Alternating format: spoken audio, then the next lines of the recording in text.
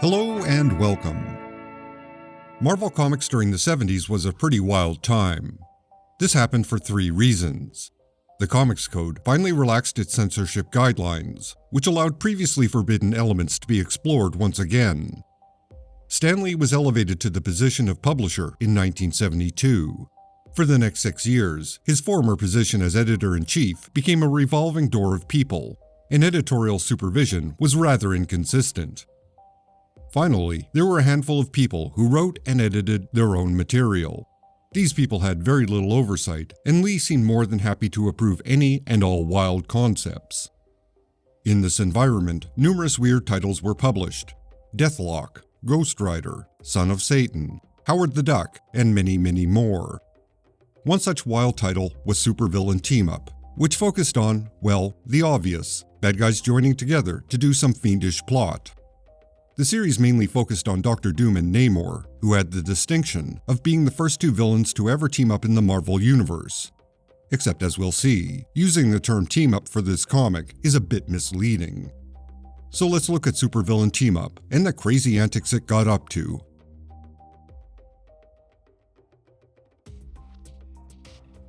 Oddly, the series begins with two giant-sized specials before launching an ongoing bi-monthly title. Presumably, this was to test interest with the audience. It was also a way for the writer, Roy Thomas, to finish a dangling thread from the recently cancelled Namor series. Although, that thread won't be addressed for years. For the most part, this established Doom and Namor's agreement to work together.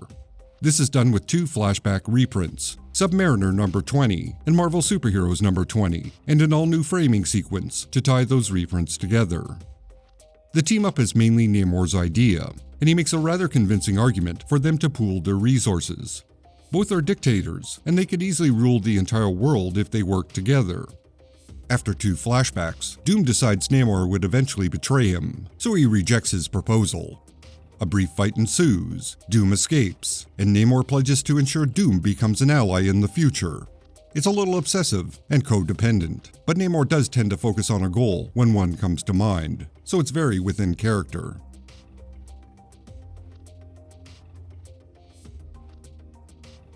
Doom agrees to team up with Namor before giving him a tour of Latveria, the small country he rules. The plot may be quite basic, but it contains some good character beats, like Doom pitching his psychopathic vision to Namor, or when Doom orders two androids to fight to the death just to illustrate the level of subservience he demands. Sure, his mustache is twirling like a windmill, but these are all good character moments that reveal Doom as cold, calculating, and focused. This is a good balance to Namor's hot-headed arrogance. Logically, the two becoming allies makes a lot of sense. Doom has advanced technology and superior firepower, but no army. Namor has an army that could use a weapons upgrade. Pooling their resources would be a bad time for anyone they attacked. However, there's the dangling thread from the cancelled Namor series, which is, the entire population of Atlantis is in suspended animation. So technically, Namor is a tyrant without a kingdom or an army. He's basically on his own, which gives him extra motivation to join forces with Doom, who could revive his sleeping population. There's a minor android rebellion to finish off the issue, ending with a tentative agreement to team up. This leads directly into the ongoing series.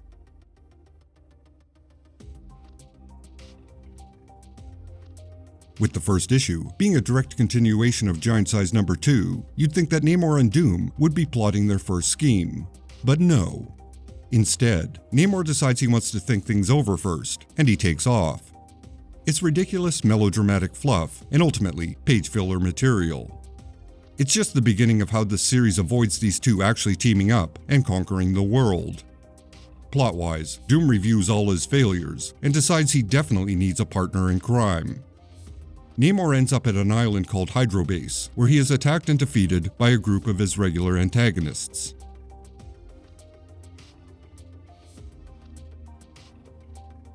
Over the next two issues, Doom intervenes to save Namor, believing his assistance will convince the Undersea Prince to finally join forces. For the record, Doom goes hardcore. He blows up an entire group of nameless soldiers, and then, because he was mocked, he forces another one to blow himself up. In a series about bad guys, there's no doubt that Doom is the baddest of them all. Anyway, at the end, Namor agrees to team up with Doom.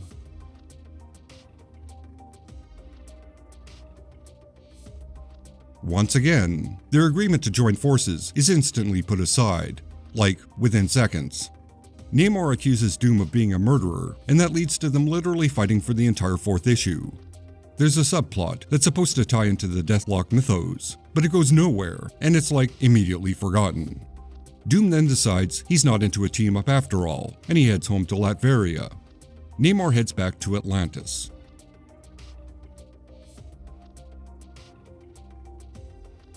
At this point, the series kind of resets, and it just gets weird, with plot beats and characters that come out of nowhere, in a continuing series of events that are majorly convoluted. So I'm going to summarize it all together. Namor goes to Reed Richards for help. The disco suit he wears, which provides him oxygen, has failed, and he needs Reed to fix it. As we learn, in a retconning flashback, Doom instantly changed his mind about teaming up again. He wants Namor's assistance one way or another. This time, he destroyed Namor's suit, making it hard for him to breathe on land. In return for an antidote that will cure this problem, Doom wants the Submariner to pledge allegiance to him. To up the stakes, Doom destroys a portion of Atlantis and intends to level it, unless Namor gives his word to assist him. Namor is forced to comply, and he pledges to do whatever Doom wants him to do. Naturally, after hearing this story, Reed agrees to help Namor and defeat Doom. As a side note, getting rid of Namor's suit was the point of this development. Readers hated the disco suit, and editorial asked the writer, Steve Englehart, to get rid of it. So he had to incorporate this request into the series. End of side note. Here we get the introduction of a bizarre, kind of obscure superhero, the Shroud. We'll get back to him in a moment. Namor is enslaved by Doom, and the Fantastic Four intervene to save him. Along for the ride is the mysterious Shroud. While Doom entertains a shadowy figure, he orders Namor to attack the Fantastic Four. The team defeat Namor, but they are then defeated by Doom when he reveals that Henry Kissinger, yes, then Secretary of State Henry Kissinger, has signed a non-aggression pact with Latveria. If the Fantastic Four attack Doom, they are committing an act of war, so they stand down. This leads to the bizarre, very familiar origin of the Shroud. He tells it to Namor to get him on his side. Basically, it's a combination of Batman, Doctor Strange, with a hint of Doctor Doom in the Shadow, and Daredevil. For literally no reason, he is dedicated to destroying Doom. Although, Namor's reaction to his origin and motivation is pretty damn funny. He's like a stand-in for the reader at that point, because it's very hard to take the Shroud seriously. Another side note, Englehart openly admits the Shroud was a Batman-like character. He created him for a few reasons. For one, he never thought he'd get the chance to write Batman, so he made one he could write. Secondly, the Shroud was intended to be a hero who had an ongoing role in the series, mainly by foiling the bad guy's plans. However, Englehart was replaced on the series, and the Shroud never really evolves. Ironically, within a few years, Englehart would write Batman, and along with the artist, Marshall Rogers, they'd produce a classic run of stories. End of side note. The series keeps getting weirder. Doom wanders Latveria and decides it's time for a little, look, there's no tasteful way to say this. By divine right as monarch, Doom demands the intimate, non-consensual company of a young woman. Yeah, it's as gross as it sounds. Taking her into the woods with a pack of bloodthirsty hunting dogs makes it even more disturbing. You know that meme from It's Always Sunny in Philadelphia? Yeah, this scene is the epitome of that. Luckily, the Shroud intervenes, and he defeats Doom before anything inappropriate happens. Doom falls into a river, where he's rescued by Namorita and taken to Hydrobase, which used to be an island, but now appears to be a submarine. Anyway, Namorita demands Doom release Namor from captivity, so they all return to Latveria. But Namor is gone. They return to Hydrobase, so Doom can help them with some research. It's a subplot that ends about as quickly as it begins. It's just there to get Doom out of Latveria for a hot minute. The Shroud and Namor are on the run. They hide out with the Circus of Crime, hoping to escape while they tour the country. But the plan fails, and they are captured by Prince Rudolfo, who's pretending to be Dr. Doom. This is a double-cross plot by the Prince and one of Doom's henchmen to take Latveria back from Doom. When informed that Doom is apparently dead, Namor decides his Pledge of Allegiance is void, so he takes off. The Shroud stays to help the Prince liberate the country. Okay, there are a number of random subplots that happen and go nowhere. The Avengers attack.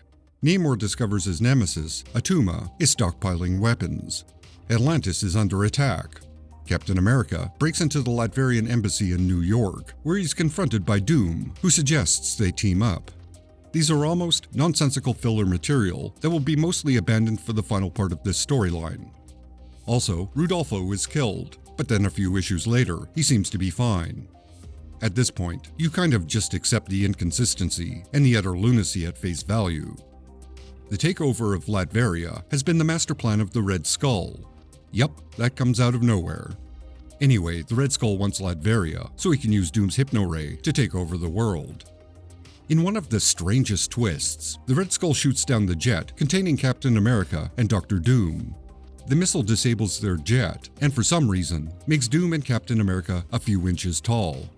They sneak into Doom's castle, where a suddenly appearing Namor returns them to full size. The barely alive Rudolfo triggers a device that transports the Red Skull to the moon. Thus Doom and the Shroud, who still pledged to kill Doom, make their way to the Red Skull's moonbase as he prepares to activate the Hypno-Ray. The Shroud disarms the Hypno-Ray, and Doom defeats the Red Skull, leaving him on the moon. Thus ends this truly bizarre series of events.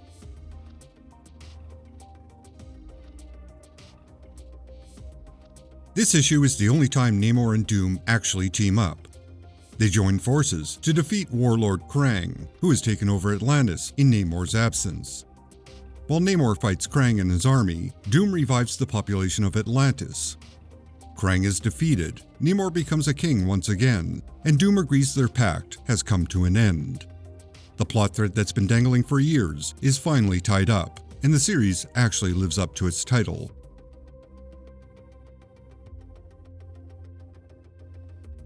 Magneto confronts Dr. Doom with the idea they should team up and rule the world together. However, Doom reveals he's already conquered the world. He surreptitiously released a toxin in the atmosphere that makes everyone his servant. He illustrates this by making Magneto kneel before him and then sparing his life. One world under Doom? Yeah, it's been done before. Bored of his ultimate control, Doom cures Magneto of the toxin and allows him to go forth and attempt to defeat him. This issue ends on a cliffhanger, as Magneto and the Beast attempt to enlist the aid of the Champions. As announced, this is the final issue of Supervillain Team Up, and the ending would be presented in The Champions, another title that would be cancelled once this story was complete. So this was a cursed storyline that killed off 2 series in a row. I guess that's actually impressive. Anyway, this story is resolved when Ghost Rider heats up Doom's armor, forcing him to remove the faceplate. This infects him with his own toxin, and somehow it cancels out Doom's control over everyone. It's comic book logic.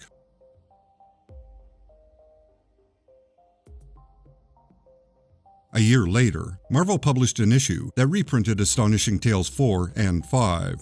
It's a story where Doom and the Red Skull fight it out. At this point, the series becomes an annual publication. Allegedly, Supervillain Team Up was kept on the schedule due to ongoing litigation between Marvel and DC. During this time, both companies claimed they owned the trademark to the terms superhero and supervillain, and there were legal proceedings to determine who owned what. Supervillain Team Up was kept going to support Marvel's legal case, allegedly. For the record, around this time, Marvel and DC agreed to jointly own the trademark to both terms. That's why you never saw those words on the cover from other publishing companies. That said, in October of 2024, that trademark was cancelled, and it's now available for anyone to use.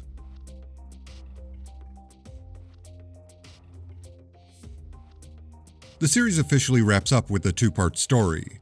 Part 1 was published in May of 1979, and the final part was released in June of 1980. In modern times, it's not exactly a story that's easy to discuss. Here's why. It's an actual team-up between the Red Skull and the Hate-Monger. I'm pretty sure most people know the Red Skull is pretty dedicated to reviving a certain movement that caused some pretty bad times in the late 1930s to the early 1940s. Along with world domination, that movement was dedicated to exterminating certain groups of people. What some might not know is the hate-monger is a clone of the leader of that movement. So, yeah. To make the story even more difficult, the bad guys have captured a group of people they'd like to see eliminated, placed them in a camp, and forced them into labor in order to recreate the cosmic cube. With the state of the world and the political climate in North America, you can see why I'm dancing around certain terminology. Or for that matter, why I'm avoiding going too deep into the plot or its messaging and theme. That's a potato that's way too hot to handle, especially in a video about a weird Bronze Age comic. No thank you, I'm tapping out. Although, I do have to point out a reference to Parliament Funkadelic. The leader of AIM is named George Clinton, and the SHIELD invasion force is the Bootsy Squad. It's very hard to believe those two names are coincidental. Anyway, the Red Skull is defeated, but escapes with a non-functional cosmic cube. Trapped within the cube is the soul of the hate-monger. Effectively, this removes that historical evil presence from the Marvel Universe. All things considered, not a bad idea. With that, supervillain team-up finally came to an end.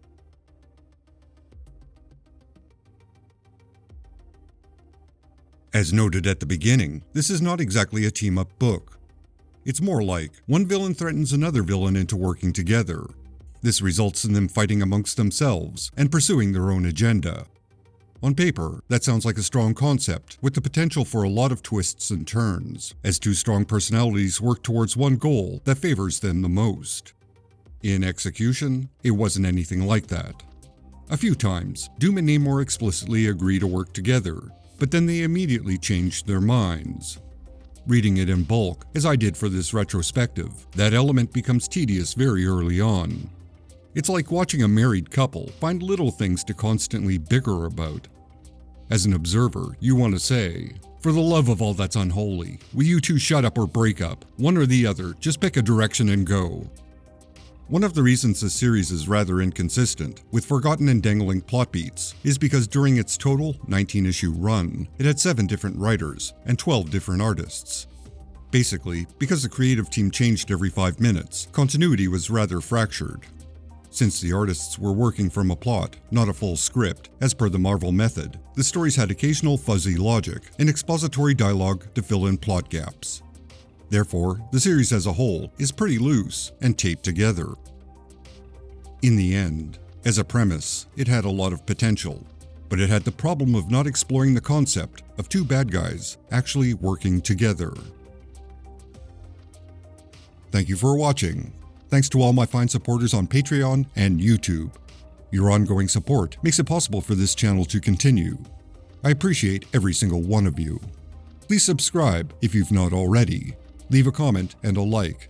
I try to keep ads and self-promotional bits like this to a minimum, so if you can, consider directly supporting this channel on Patreon.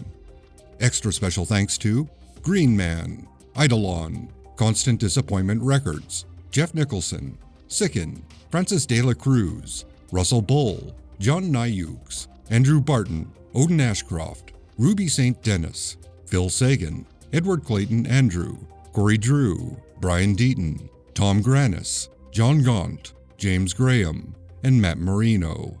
You're all justified and ancient.